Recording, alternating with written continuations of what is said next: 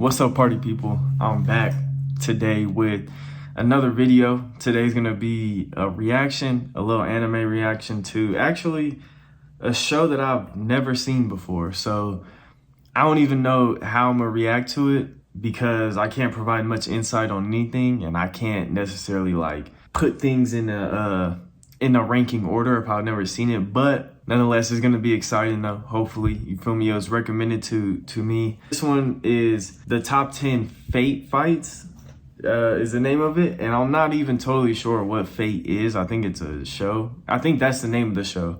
I'm pretty sure. Yeah, that makes sense that the name of the show would be Fate. So I'm gonna go ahead and check it out. Just looking at the little clip, the little thumbnail thing, it kind of looks like maybe like a medieval times anime, which I'm not the hugest fan of, but I may be wrong. So I don't know. But this video is from Watch Mojo, so they're pretty good at ranking things in my opinion. So I'm gonna just take their word for it as far as the ranking. But if it looks like cool anime, I'll let y'all know. Yeah, we're gonna get into the video in 3, 2, 1.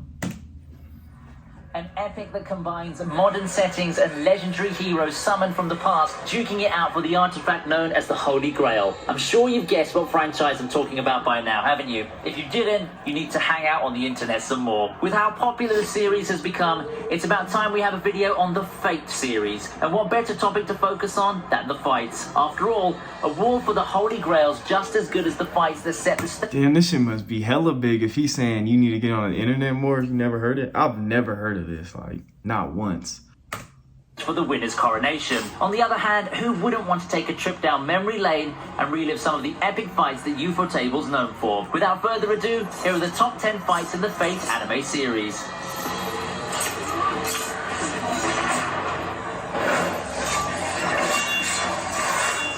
The first Heaven's Feel movie This shit ends look in a hard bang, though, to giving be us honest. our first fight on the list, Ryder versus True Assassin. As the film draws to a close, it seems that Saber's master is doomed to suffer the same fate as many who cross True Assassin. Yep. I might want to watch this like later in time. So I hope it doesn't spoil. Well, I guess I'm not gonna remember it technically, but I hope it doesn't, like, you know, spoil it too much where I can't even like enjoy it. But so far it looks pretty tight. I like the two characters that are fighting right now. Right, you think they'd kill the main character off? Surprisingly, help is on its way. Just as Shiro's about to be finished off by True Assassin, Ryder, of all servants, comes to the rescue. And this isn't the same Ryder as the one that was easily defeated earlier in the movie. This time, she's faster. Oh, this shit's a movie? If it's a movie, I'll probably watch that shit very soon. If it's a movie. More powerful than her previous incarnation, and she puts on a show with her chains before forcing a retreat out of True Assassin. Just how did a servant that was so weak become the one to save our protagonist? It's anybody's guess at that point, but those familiar with the story know that the answer is closer to Shiro than you would have expected.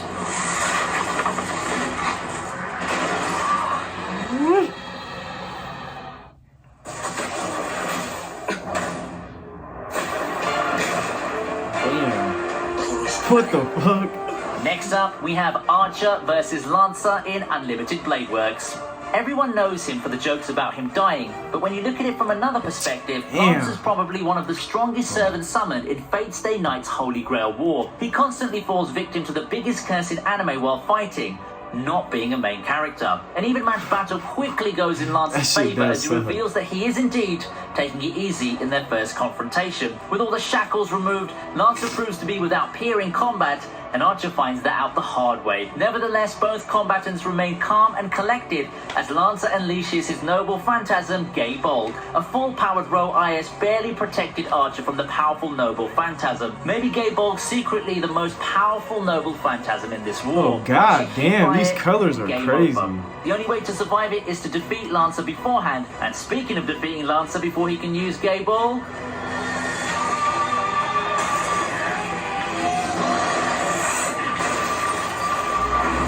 next we have Lancer versus True Assassin. To be honest, I wouldn't consider this much of a fight, but more of a chase scene. A beautiful and cinematic chase fitting for a... Bro, a nice good chase in like a live action movie. Was it? I don't know if a good chase with like either real characters or anime characters is pretty fire, bro.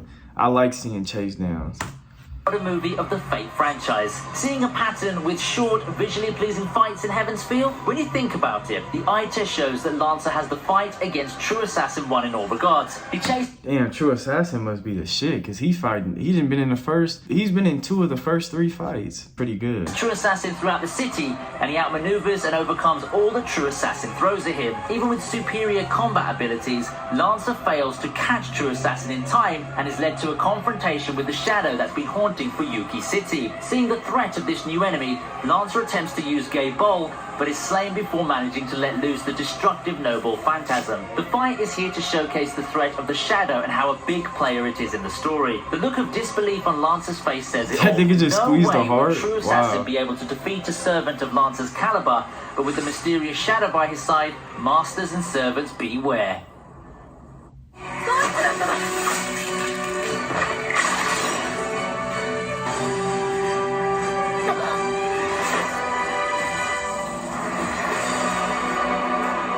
Next entry is Shiro, Saber, and Rin taking on Kuzuki and Caster. This fight shows that while servants are the mightiest heroes of legend, you shouldn't underestimate masters in a fight. Kuzuki is one master who's trained himself to fight on par with servants and shows his strength by taking on Saber himself. It isn't Caster who manages to overpower Saber, but her human master. Something like that's unheard of, and it just shows how amazing a combatant Kuzuki's become. With that impressive showing against Saber, taking down Rin wouldn't be much of a chore now, would it? So it's up to Shiro to save the day, and boy did he do it. He showcases his projection abilities. I think maybe that's the main character. Like, the more I'm looking at it, it looks like that's the main character. Doesn't really get the job done, but the ability does shift the tide of the battle a bit until Kuzuki and Caster make their getaway.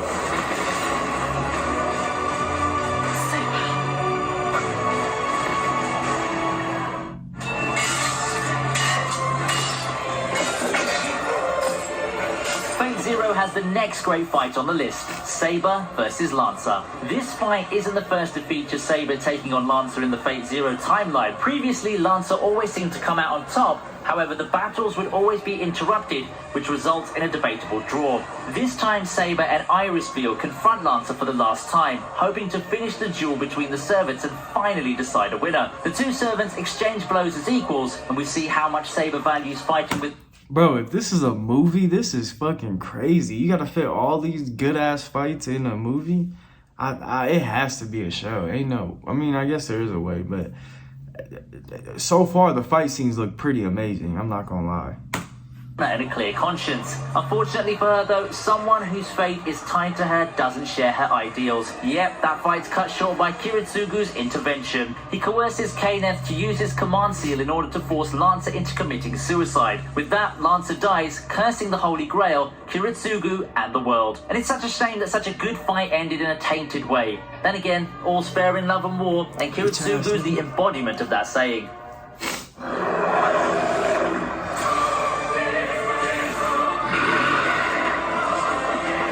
We have Saber Alter versus Berserker from the second Heaven's Feel movie. Midway through the second Heaven's Feel movie, Saber Alter manifests and has none other than Berserker as her first opponent. It's a key rematch from the previous movie. This battle's big in a way that it shows how far Saber in this new... Oh, so maybe it's like a movie series. Like, it has like a part 1, part 2, you know. ...has come. After losing to Berserker in the original movie as her previous self, Alter proves to be more than what Berserker and his numerous lives can handle. Few can have physically besting Berserker as a claim to fame, but Alter does it and more. Seemingly unscathed by the raw power of Berserker, Alter finishes the fight with her new version of Excalibur. Overall, the fight might not be that exciting or tense as the next ones that we have on the list, but it's a visual treat. Yeah, I can say, like...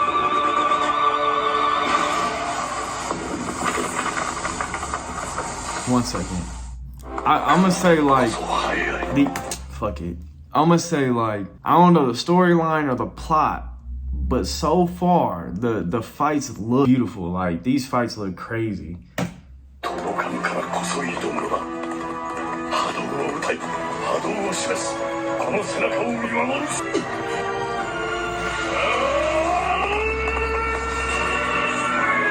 there's a memorable moment, hey, these niggas Zero, look hard due to the sheer though. spectacle of it, this would be it. As the series approaches its end, we're drifted to a final face-off between Ryder and Gilgamesh. After some words to his master, Ryder activates his noble phantasm and the fight's on. We once again get treated to the awesomeness that is Ionioi Hetairoi. Who could be an entire army of soldiers forged by bonds and the spirit of the great conqueror? A red sword. That's what. Despite having his reality marble wiped by Gilgamesh's Enuma Elish, Ryder charges on. Enduring blade after blade from the gate of Babylon, Ryder's sheer willpower keeps him going. It's glorious for Ryder. Not a lot can force respect out of Gilgamesh, but here he's finally recognized as a worthy opponent to the King of Heroes.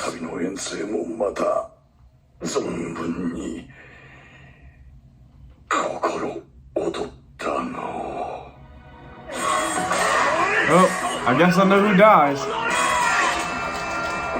Opening our top 3 is Gilgamesh versus Shiro. Honestly, I'm tempted to put this fight higher just because of the sheer spectacle of it. This fight, in the climax, is largely one of the reasons why I like Unlimited Blade Works so much, even with the problems it has. After seeing how big of a Karma Houdini Gilgamesh ended Fate Zero as, it feels so satisfying to see him find his match in not the strongest of servants, but a boy who just really wants to be a hero of justice. Using Unlimited Blade Works, Shiro manages to match Gilgamesh's sword blow by blow. As he admits, this tactic would be useless against the mightiest servants, but against the arrogant king whose sword spams those he deems beneath him, this is the perfect counter. Shiro outmaneuvers Gilgamesh's onslaught and caps off the battle with his beautiful version of Ro-Ias. I'm sure that I'm not the only one who had goosebumps in this fight, backed with, in my opinion, the best rendition of the Emiya theme jamming in the background. Spoiled. See, this now it's fight spoiled for me. is a must-watch. If you want something to convince you to watch Unlimited Blade Works, this is it. Damn, bro. So what's the name of this? Is it Fate or is it Unlimited Blade Works? Because I hear him say both, so I'm not sure what it is.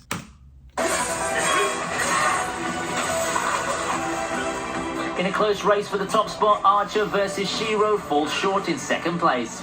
They say your greatest enemy is yourself. That doesn't hit any closer to home for both Shiro and Archer. Being Shiro's future self from a timeline where he's grown embittered and cynical, Archer vows to take down his other self and break down the latter's details. What makes this battle so awesome is the fact that it's not a battle of strength. Come on, we all know Shiro's a capable fighter and that Archer's nowhere near the strongest servant in terms of raw power. But do you think that Shiro has any chance at all of defeating one of the most resourceful and versatile servants in a straight battle? Instead of a battle of strength, this battle is more a clash of ideals. Archer has the chance to quickly put an end to his young, naive self, but he refuses to do so. His enemy's not the boy in front of him, but the ideals that would soon turn that boy into the cynic that he knows. In the end, it's the stronger will that triumphed in this battle. Refusing to give in to Archer's taunts, Shiro holds his ground in his beliefs and grabs the victory that he should never have gotten. Don't show it.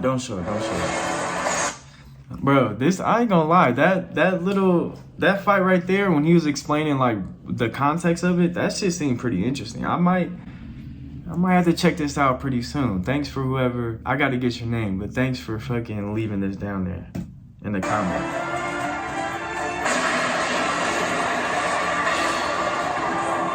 So did you guess which fight made it to the #1 spot on our list? Yep, that's right. Kirei versus Kiritsugu from Fate Zero takes the #1 spot.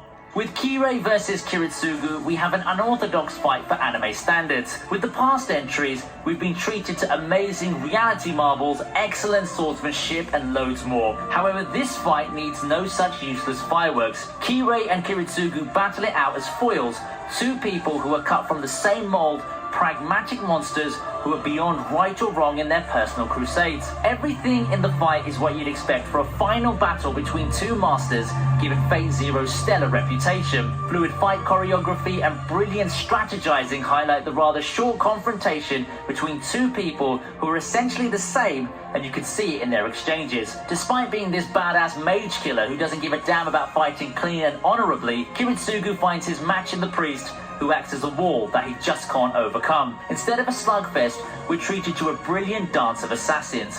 Personally, this isn't just my favorite from the Fate series, it's also one of my favorite fights in anime, period.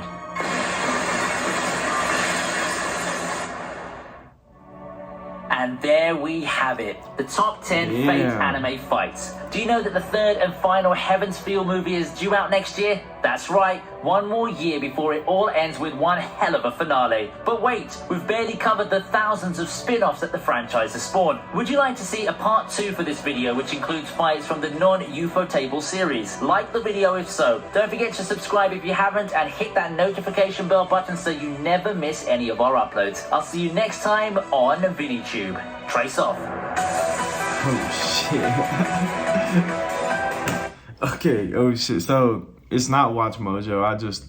I thought because the voice it was Watch Mojo, but it's ViniTube or whatever. I'll leave the link to this video in our description below. The fights look fucking crazy. Like the colors, the animation looked really good. Like it looked like on par, definitely on par with like the Demon Slayer movies, the DBZ movies. Like it looked really good. So I'm probably gonna have to check this out. And the storyline, for what he explained, it seemed like it was pretty interesting. I still don't know if it's, I can't understand how many movies there are, or if it's like a movie then a TV show or whatever. He said there's spin-offs of it, so maybe it's like Dragon Ball GT type shit. I don't know. Yeah, this reaction was pretty cool. It looked pretty cool. It was like something fun to watch. So I'm definitely gonna check it out soon, maybe, possibly, allegedly. But thank you guys for watching. Thanks for tuning in. If y'all stayed this long, you feel me? I appreciate it. If you guys enjoyed the video, make sure you leave a like, and make sure you comment down what you guys want to see, because we're gonna deliver it. You feel me? But thank you guys for watching. Peace.